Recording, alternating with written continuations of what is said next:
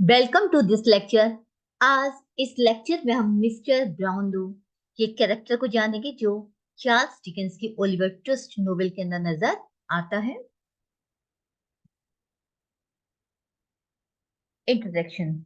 In this novel Oliver Twist mister Brownlow belongs to the group of good character. Oliver Twist उपन्यास में mister Brownlow जो है उस जो अच्छे कैरेक्टर्स का जो समूह है उसके अंदर उनको काउंट किया जाता है, उसी ग्रुप से वो संबंधित है। He appears in the novel when his pocket is picked up by the artful Dozer and Charles Wax at a book stall. जब एक बुक की दुकान पर, बुक स्टॉल पर आर्टफुल डॉजर और चार्ल्स वेट्स के द्वारा उनकी पॉकेट को, उनकी जेब को काटा जाता है, वह उस वक्त नोवेल में नजर आते हैं। Mister Brownlow becomes aware of it. Mister Brownlow को पता चल जाता है इसके बारे में। ही रेजेस एन अलार्म, तभी वो शोर मचा देते हैं। Oliver is also there with the artful dodger and Charles Wait. Charles Wait और आर्टफुल डॉजर के साथ ओलिवर वहां मौजूद होता है। The artful dodger and Charles Waits run away. Artful dodger and Charles Waits वहां से भाग जाते हैं। सीइंग देम रनिंग, उन्हें भागता देखकर Oliver also start running. Oliver भी भागना शुरू कर देता है। Oliver is taken as a pickpocket, और ओलिवर को जेब कतरा समझा जाता है। एंड ही इज अरेस्ट, उसको अरेस्ट कर लिया जाता है। एक काइंड एंड ओल्ड जेंटलमैन, वह एक दयालु और एक वृद्ध सज्जन व्यक्ति है। His heart melts when he sees poor Oliver arrested on charges of picking his pocket. उनका हृदय पिघल जाता है जब वह उस बेचारे ओलिवर को अपनी पॉकेट को काटने के चार्ज में अरेस्ट करता हुए देखते हैं। Oliver please not guilty. Oliver प्रार्थना करता है कि वो अपराधी नहीं है, बट नोबडी बिलीव्स हिम, लेकिन कोई इसका विश्वास नहीं करता। Then the book shop owners witnesses that the pocket of mister Brownlie was picked up by the two other boys. तभी दुकानदार का जो मालिक होता है वो गवाही देता है कि मिस्टर ब्राउनली की जो पॉकेट है वो कोई दूसरे दो लड़कों के द्वारा काटी गई है। Oliver is not involve in it, और ओलिवर इसमें शामिल नहीं है। देन ओलिवर इज रिलीज, तब ओलिवर को स्वतंत्र कर दिया जाता है। Mister Brownlow feels kind to him. Mister Brownlow उसके प्रति दया महसूस करते हैं। He is taken innocent by mister Brownlow. Mister Brownlow को निर्दोष मानते हैं।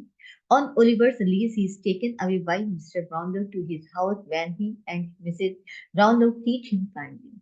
ओलिवर जब पुलिस से छूट जाता है मिस्टर ब्राउनलो के रथ, तो मिस्टर ब्राउनलो उसको अपने घर लेकर के आते हैं, जहां वह और उनकी मिसेस ब्राउनलो जो है उसके साथ बहुत ही दयालुता का व्यवहार करती हैं।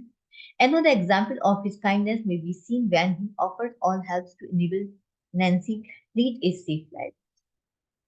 उनकी दयालुता का दूसरा एग्जाम्पल वहां पे भी हमें दिखाई देता है जब वे नैन्सी को हर प्रकार की हेल्प ऑफर करते हैं ताकि वो एक सुरक्षित जिंदगी को बिता सके। He also offers her some money which she refuses. वो उसको कुछ पैसे भी ऑफर करते हैं जिसके लिए नैन्सी मना कर देती है। ए रेस्पेक्टेबल ओल्ड जेंटलमैन, वह एक सम्मानीय वृद्ध सज्जन व्यक्ति है। Mister Brownlow is A respectable old gentleman, वो एक सम्मानित सज्जन व्यक्ति है। वह he has respect in the society, वह समाज में अपना एक पहचान, एक सम्मान रखते हैं। Mrs Brown Bedwin the house maid treats him with respect. Mrs Bedwin जो उनकी घर की नौकरानी है वो भी उनके उनके साथ बहुत ही सम्मान के साथ ट्रीट करके व्यवहार करती है।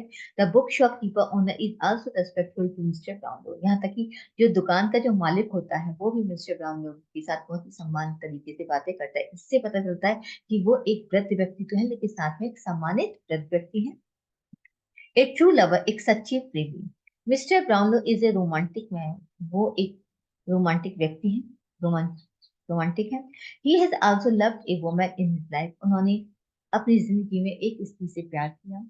But she died just before her marriage, लेकिन उनकी अपनी शादी से पहले वो मर जाती है।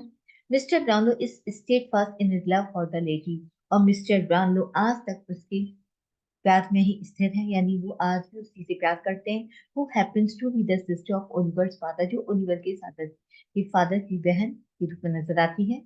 He does not marry some other lady after the death of one whom he has loved and has promised to marry. उन्होंने किसी भी दूसरी लेडी से शादी नहीं की, उस लेडी के खत्म होने के बाद जिसको कि उन्होंने प्यार किया और जिसके साथ शादी करने का वायदा किया। आज भी उस लेडी को प्यार करते हैं उसकी मृत्यु की बात।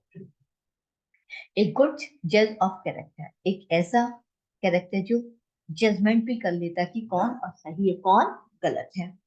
Mister Brownlow is a good जज ऑफ कैरेक्टर, वो कैरेक्टर को एक जज करने वाली एक अच्छी इंसान है, अच्छी तरीके से भी किसी चीज को समझ लेते हैं।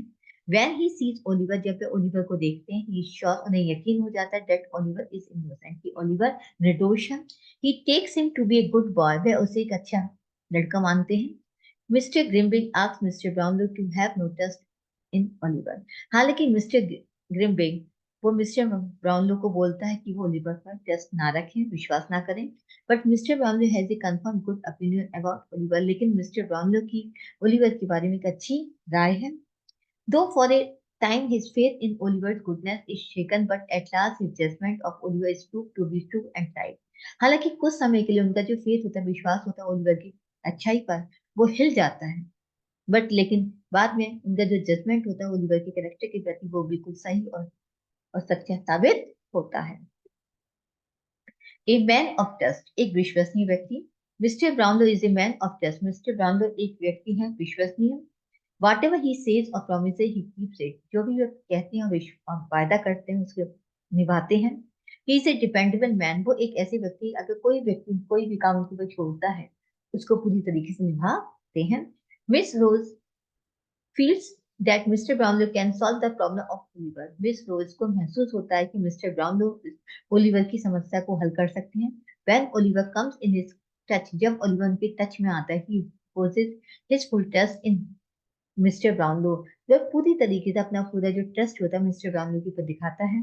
ही Mr Brownlow goes to Monk, Mr Brownlow Monks के पास जाते हैं and settles all the matter, सारी मैटर्स को वो हल कर देते हैं। इस तरीके से लोग पूरे विश्वास के साथ अपना काम भी उनसे करवा लेते हैं। A generous unselfish and noble man, एक उदारवादी निस्वार्थी एक सज्जन व्यक्ति है।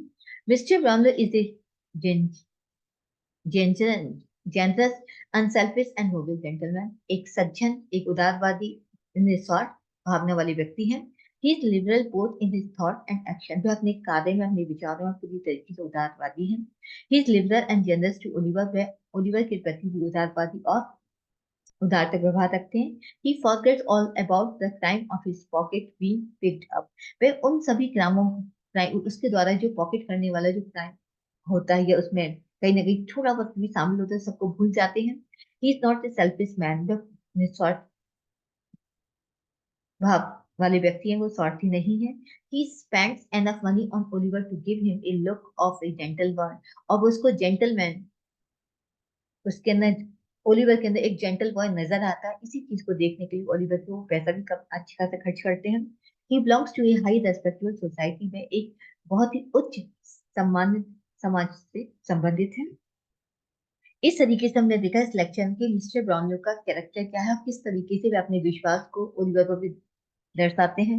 और यही वजह होती है कि ओलिवर अगर एक बुरे लाइफ से अच्छी लाइफ को लीड करने का अगर उसको मौका मिलता है, तो केवल वो मिस्टर ब्राउनलो के आधार पर ही मिलता है। इसलिए मिस्टर ब्राउनलो का कैरेक्टर ओलिवर ट्विस्ट नोबेल और इस ओलिवर ट्विस्ट की लाइफ में बहुत ही इंपॉर्टेंट रोल प्ले करता है, क्योंकि वो बुराई से अच्छाई की तरफ उसको लेकर जाते हैं पूरे एक विश्वास के साथ। तो इस तरीके से हमने इस लेक्चर में जाना कि मिस्टर ब्राउनलो का कैरेक्टर क्या है, किस तरीके अच्छी सोसाइटी को बिलोंग करके रेस्पेक्टेबल व्यक्ति हैं। उम्मीद करती हूँ आपको ये कैरेक्टर समझ में आ गया होगा। Thank you very much. Please like और सब्सक्राइब करना ना भूलें।